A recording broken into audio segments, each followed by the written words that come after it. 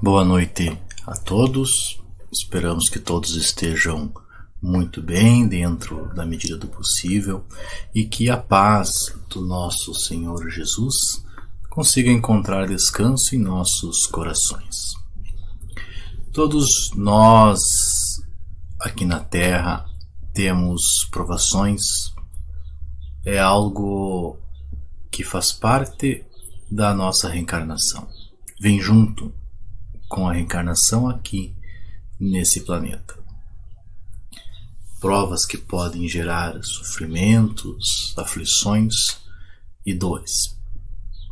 E no capítulo desta noite, Provas Voluntárias, o Verdadeiro Cilício, do estudo do Evangelho segundo o Espiritismo, como realizamos todas as quartas, inicia-se perguntando se é possível, se é lícito a alguém querer aliviar estas provas, diminuí-las, abrandá-las ou até superar essas provas, porque ainda existe um conceito de que sofro porque Deus quer e não há nada que se possa fazer contra.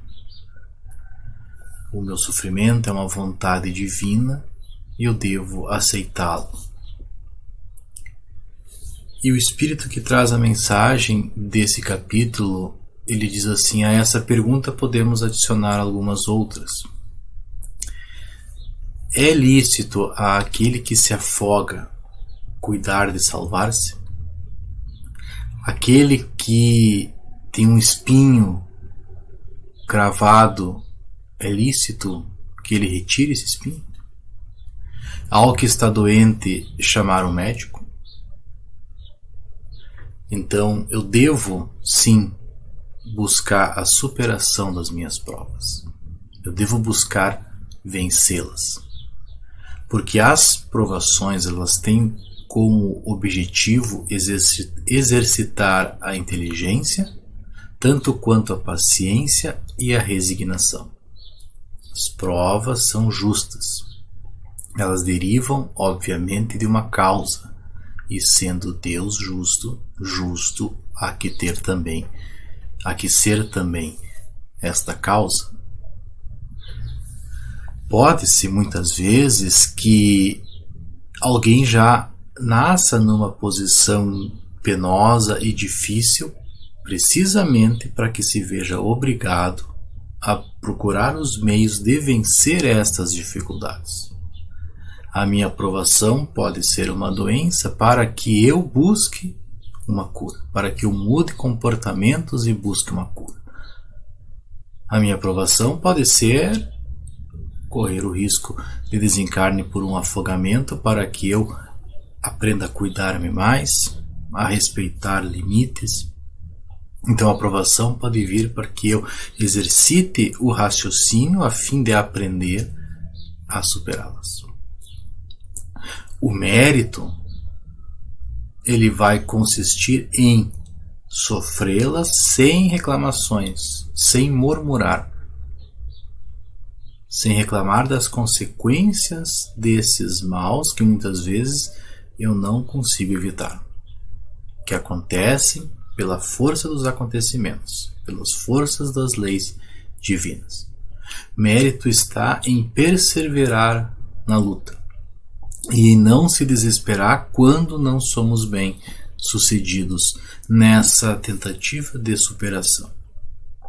Nunca haverá mérito em uma negligência que seria muito mais uma preguiça do que uma virtude. Então não haverá mérito em eu simplesmente aceitar essas provações, essas dificuldades, dizendo que elas seriam vontades divinas e pronto, aceitar de forma submissa. Nós devemos então buscar superá-las, porém não entrar em reclamações ou desespero caso a gente não consiga. Caso nós não consigamos, por exemplo, superar uma doença grave. Pode acontecer que dentro das leis divinas nós não vamos conseguir. E o mérito está em compreender que existe uma causa e não nos desesperar quando não somos bem-sucedidos naquela nossa busca por superação. Aqui é trazido uma outra questão que Jesus diz nas bem-aventuranças: bem-aventurados os aflitos. Então, será que existe mérito quando alguém procura aumentar as suas provas através de sofrimentos voluntários? Ou seja, eu vou querer sofrer mais, aumentar as dificuldades. E os espíritos respondem que sim, há grande mérito quando os sofrimentos e as privações objetivam o bem do próximo, porque daí é a caridade pelo sacrifício. Agora, quando estes sofrimentos e estas privações que eu me submeto por vontade própria têm somente como objetivo o meu bem-estar, aí existe um egoísmo e fanatismo. Então vamos trazer dois exemplos que nós temos no Livro dos Espíritos sobre sofrimentos e privações voluntárias para nós termos uma ideia melhor. Lá na questão 698, Allan Kardec vai trazer a questão do celibato voluntário. Primeiro, nas questões anteriores, ali 695, 96 e 697, ele está falando, os espíritos estão trazendo as informações através das perguntas de Allan Kardec, que o casamento é um progresso na marcha da humanidade, porque ele demonstra a afeição entre dois seres, o cuidado de um com o outro. E se abolíssemos o casamento, teríamos um regresso à forma de vida animal. E ainda nos colocaríamos abaixo de certos animais que, sabemos, elegem um único parceiro para toda a vida. E são exaltados nos documentários estes animais que só têm um parceiro. E aí, se nós abolíssemos o casamento, nos colocaríamos ainda abaixo desses. Então, a união entre dois seres é sim um progresso, é uma demonstração de evolução. Então, chegamos na 698, quando ele vai perguntar se o celibato voluntário representa um estado de perfeição meritório aos olhos de Deus. E a resposta é que não. Os que assim vivem por egoísmo e desagradam a Deus e enganam o mundo. Então, quando eu busco esta solidão, esse celibato voluntário, eu não estou fazendo nada meritório. É um sofrimento que não vai agregar em nada no meu processo evolutivo e ainda demonstra este egoísmo. Porque existe mais mérito em tentar fazer um casamento dar certo, em esforçar-se no convívio com o outro, do que viver sozinho, sem exercitar tudo aquilo que uma relação de duas pessoas exercita na gente. Pouco mais adiante vai ter o assunto do voto da vida de insulamento, voto de silêncio. E ali também, na questão 766, Kardec está trazendo o assunto da vida social. Que a vida social ela pertence à natureza do homem. É algo que está intrínseco em nós. Nós somos seres sociais. Por isso temos a palavra, por isso temos outros meios de comunicação, que são algo que veio da própria natureza. Se fôssemos para viver isolados um dos outros, não teríamos, por exemplo, a palavra, a fala. E aí na questão 767, então vem a pergunta: é contrário à lei da natureza o insulamento absoluto? Sem dúvida, é a resposta. Pois que, por um próprio instinto, os homens buscam a sociedade, e todos deveriam concorrer para o progresso, auxiliando-se mutuamente. Essa questão da vida social, ela demonstra que é algo da natureza pelos problemas psicológicos que muitos enfrentam agora nesse período da pandemia, por estar isolados uns dos outros. E seria mais certo nós dizermos um distanciamento físico do que social, porque podemos manter relações sociais através da internet, mas fica evidente que faz falta sim o contato das pessoas umas com as outras, das famílias, daqueles que se amam, estarem juntos, se abraçando, conversando pessoalmente. Isso demonstra que sim, é algo da nossa natureza, que é algo que está dentro de nós, esse convívio com os outros. Então, eu ir contra isso, não há mérito, não há progresso. Eu estou sim, de novo demonstrando egoísmo, indo contra a marcha, indo contra os instintos, indo contra a marcha do progresso. No isolamento, o homem ele se embrutece e estiola, ou seja, o homem ele vai perdendo a sua essência humana e não evolui, não cresce. Um exemplo do quanto o convívio com os outros nos ajuda, porque nós só evoluímos com o contato com as outras pessoas, porque um completa aquilo que falta no outro.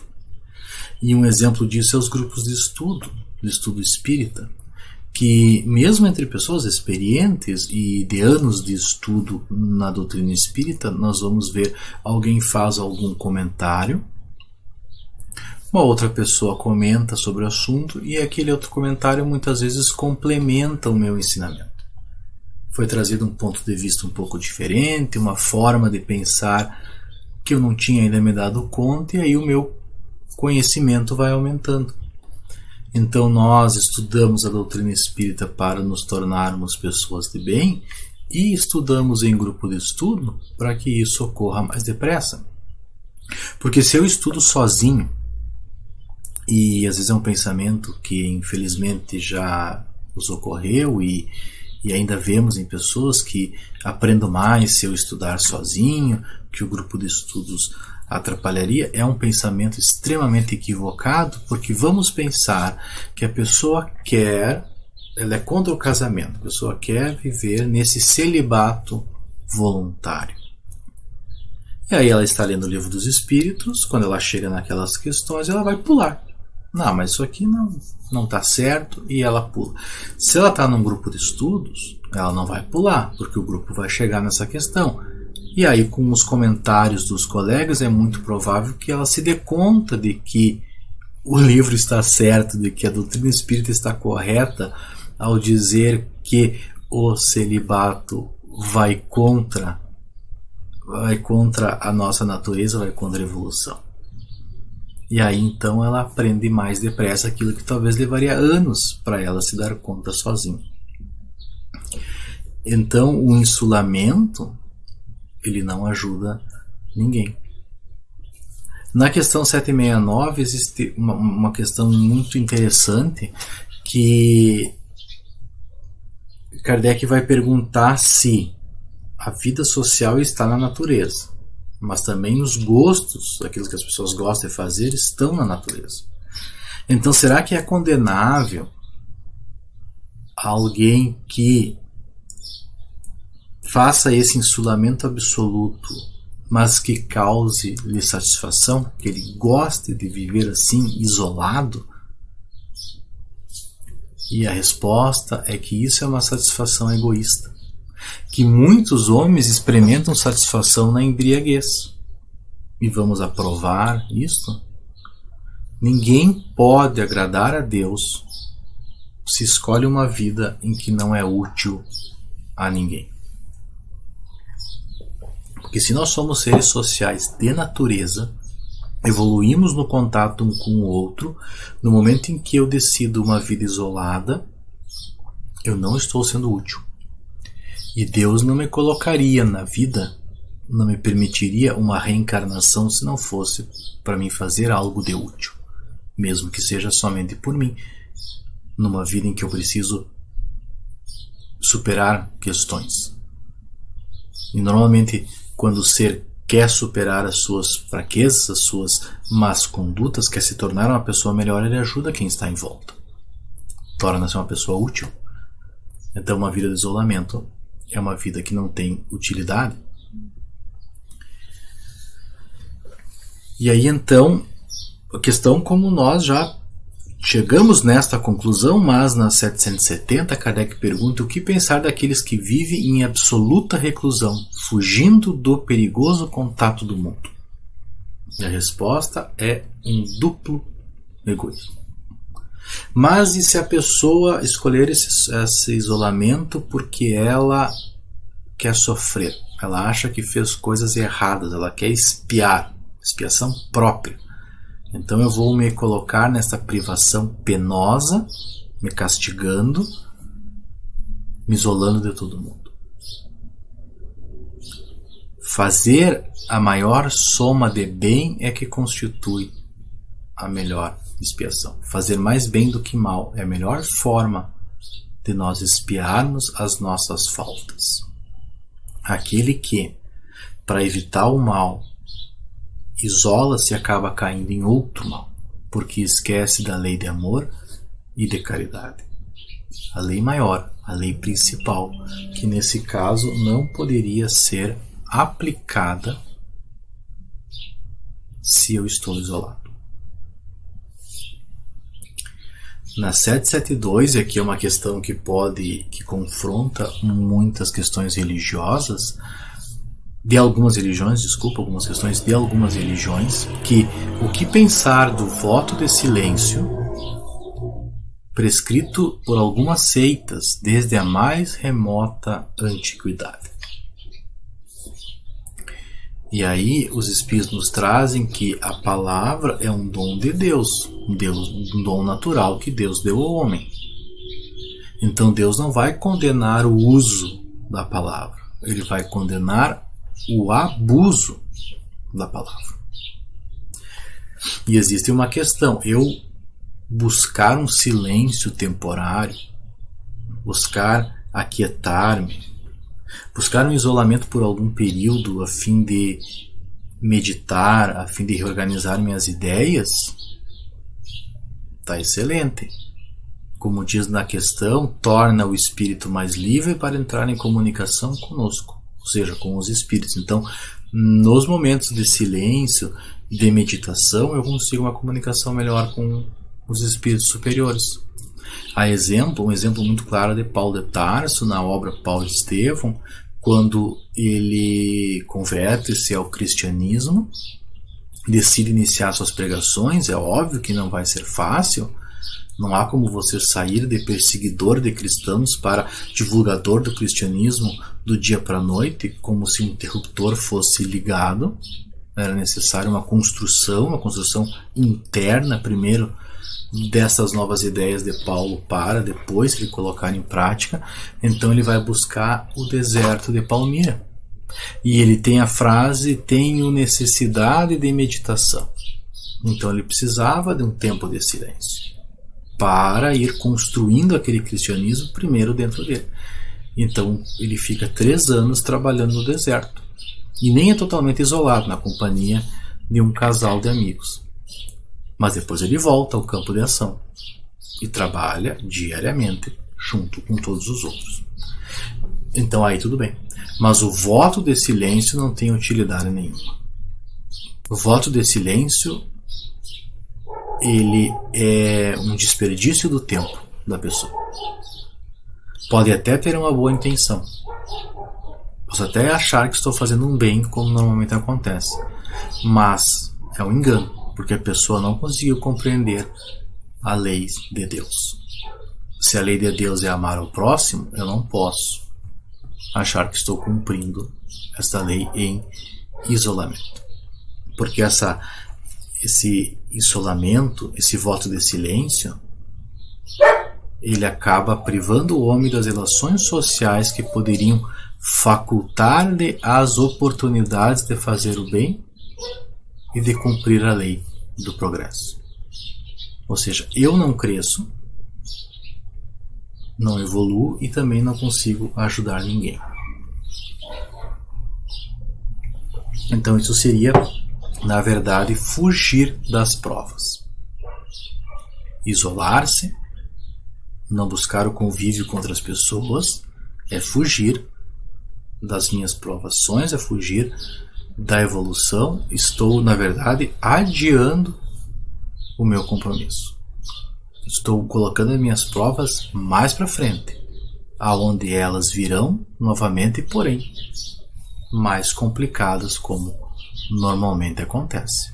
Porque a oportunidade boa é agora, mas depois ela sempre pode ser um pouco mais difícil. Seguindo no texto do Evangelho, aqui ele vai comentar que nós devemos nos contentar com as provas que Deus nos deu, ou seja, com o tamanho das provas, que muitas vezes já são pesadas demais, não querendo aumentá-las, piorar essa situação. Nós devemos aceitar aquilo que nos acontece sem queixumes e com fé, fazendo tudo aquilo que ela exige, ou seja, buscando essa superação, convivendo com estas provações, com a crença de que isso tem sim um motivo justo, um motivo bom, um motivo para o meu crescimento. Então, nós não devemos enfraquecer o nosso corpo com privações inúteis e macerações sem motivo. Nós precisamos de todas as forças possíveis para poder cumprir a missão de trabalhar na Terra. Então, torturar e martirizar voluntariamente o nosso corpo é ir contra a lei de Deus, que nos deu este corpo justamente para que nós possamos trabalhar aqui na Terra, trabalhar na nossa evolução. Então eu não posso desgastar esta ferramenta que eu tenho, que veio comigo na encarnação. Desgastar de forma voluntária e exagerada. Os espíritos trazem enfraquecer o corpo sem necessidade é um verdadeiro suicídio, porque eu posso estar antecipando o meu retorno à vida espiritual. Usai, mas não abusai. O abuso das melhores coisas tem a sua punição nas inevitáveis consequências que acarreta. Então, saber usar com limite. Um exemplo disso é que traz Allan Kardec no livro Obras Póstumas, quando ele está escrevendo que recebeu um aviso do mundo espiritual de que ele estava trabalhando demais e que aquilo estava prejudicando a sua saúde. E eles dizem: você precisa estar forte para terminar o seu trabalho na doutrina. E que não adianta tentar acelerar a ordem das coisas, tudo tem um momento de vir. E ainda ele seria responsabilizado se, por excesso de trabalho, ficasse doente e aí prejudicasse a divulgação da obra. Era um motivo nobre. Ele queria responder todas as cartas, ele queria terminar as obras, ele queria escrever a revista espírita, que foi lançada mensalmente, sempre. Porém, ele precisava delegar tarefas, ele precisava reduzir o ritmo. Estava ficando doente. E os espíritos vêm e dão um aviso. Trabalhe, mas também tenha um limite, para que não prejudique o próprio corpo, porque daí é um sofrimento que eu estou me impondo além da conta, além daquele necessário. Segue no texto do Evangelho que esse sofrimento voluntário ele é muito diferente, ou seja, do que esses que nós estamos comentando de exageros e egoísmos. Ele é muito diverso quando ele é para o bem do próximo, para aliviar o sofrimento do próximo. Se eu suporto o frio e a fome para aquecer e alimentar alguém que precise ser aquecido e alimentado, e aí fico mais fraco, mas é um sacrifício abençoado por Deus. Aqueles que deixam o conforto das suas casas para ir a lugares com menos recursos, às vezes mais sujos, com mais dificuldade, mas para levar consolo, tem um mérito. Aqueles, como diz o texto, sujam as mãos delicadas limpando feridas, também tem méritos. Aqueles que privam uma noite de sono porque estão à cabeceira de um doente, e muitas vezes um doente que só é irmão em Deus, também tem mérito. Enfim, quando eu utilizo do meu corpo, e às vezes tenho um sofrimento por isso, um desgaste, mas para ajudar o próximo, aí eu tenho mérito. Quando eu tenho a prática das boas obras, eu tenho o verdadeiro cilício, verdadeiro e abençoado cilício. Porque então a pessoa não deixou corromper-se pelos problemas do mundo, pelo materialismo, e continua ajudando, constituindo-se anjos consoladores dos pobres deserdados. Obviamente, dentro do limite que ele traz no parágrafo anterior. Eu tenho mérito, então, quando o meu sofrimento ele vem em favor de outra pessoa. Quando é para mim ajudar o próximo. Quando eu esqueço de mim para auxiliar alguém. E aí, voltando nas nossas duas questões, nós trouxemos do Livro dos Espíritos, da parte do celibato e do insulamento. Nós vamos ter na questão 699 do Livro dos Espíritos, e daquelas pessoas que o celibato é um sacrifício que fazem a fim de se dedicarem de modo mais completo ao serviço da humanidade. Aí a resposta é: isso é muito diferente. Nas questões anteriores ele está falando da pessoa que escolhe o celibato por egoísmo. Agora, todo sacrifício pessoal é meritório quando é feito para o bem. E aí, quanto maior o sacrifício, maior o mérito. Então, pela renúncia das alegrias de uma família, se é um sacrifício praticado em prol da humanidade, ele tem grande mérito. Vai ajudar na evolução do ser, vai nos tornar pessoas melhores. Todo sacrifício pessoal, tendo em vista o bem e sem qualquer ideia egoísta, eleva o homem acima da sua condição material. A exemplo de Chico Xavier, de Divaldo Franco, do próprio Paulo de Tarso, que não constituíram família, porque o seu trabalho é de dedicação a todos. Um trabalho diário e constante de auxílio a todas as pessoas. Então aí, tudo bem. Aí existe mérito, existe evolução, porque o objetivo deles era ajudar o próximo e não era nenhum objetivo egoísta. E da questão do isolamento voluntário, do isolamento, o que pensar dos que fogem do mundo para se votarem ao misto e socorrer os desgraçados? Como os trabalhadores da Cruz Vermelha, Médicos Sem Fronteiras e tantos outros que acabam isolando-se de um convívio, mas estão fazendo isso para ajudar as pessoas mais necessitadas. Então a resposta é: esses se elevam rebaixando-se. Tem duplo mérito de se colocarem acima dos gozos materiais e de fazerem o bem, obedecendo a lei do trabalho. Então, a frase espírita é: fora da caridade não há salvação. Cristo deixou muito claro na parábola do bom samaritano, não especificando a quem eu devo ajudar, e sim eu devo ajudar a todos. O samaritano, ele atrasa sua viagem, ele gasta dinheiro, gasta seus recursos para auxiliar alguém que ele não sabe quem é.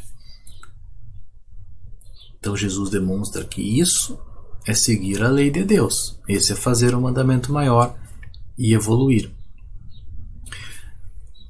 No livro de Mateus, no capítulo 25, iniciando ali no versículo 31, Jesus deixa muito claro como é que se conquista o reino dos céus, como é que se conquista a salvação, em palavras bíblicas. É através da caridade, e quando ele diz que o reino dos céus é para os justos, daqueles que dão alimento ao que tem fome, que cuidam dos que estão doentes. Na frase, tive fome e me deste de comer, tive sede e me deste de beber, estive no cárcere e me visitaste, estive doente e cuidaste de mim, estive nu e me vestiste. Todos esses justos que fazem essas ações vão garantindo a sua salvação, vão evoluindo. Então o sacrifício ele só vai ter mérito, o sacrifício voluntário só vai ter mérito quando é o objetivo o bem de alguém. Quando ele tem por objetivo a caridade, o seguimento da lei maior, do amor ao próximo. Senão, ele é simplesmente um egoísmo, e o egoísmo impede todo o processo evolutivo. Por fim, então, vamos trazer o último parágrafo desse capítulo do Evangelho segundo o Espiritismo, que é muito bonito e é muito consolador e instrutivo quando nós lemos. Vocês que se retiram do mundo para lhe evitar as seduções e viver no insulamento, que utilidade tem na terra? Onde a sua coragem nas provações, uma vez que foge à luta e deserda do combate? Se quereis um cilício, aplicai-o às suas almas e não aos seus corpos. Mortificai o seu espírito e não a sua carne. Castigue o seu orgulho. Recebei sem murmurar as humilhações. Humilhe o amor próprio. Endureça-se contra a dor da injúria e da calúnia, que ferem mais do que a dor física. Aí tem sim o verdadeiro cilício, cujas feridas serão contabilizadas, porque atestarão a sua coragem e a sua submissão à vontade de Deus. Nós ficamos assim com estas breves reflexões e vamos então fazer a nossa prece de encerramento.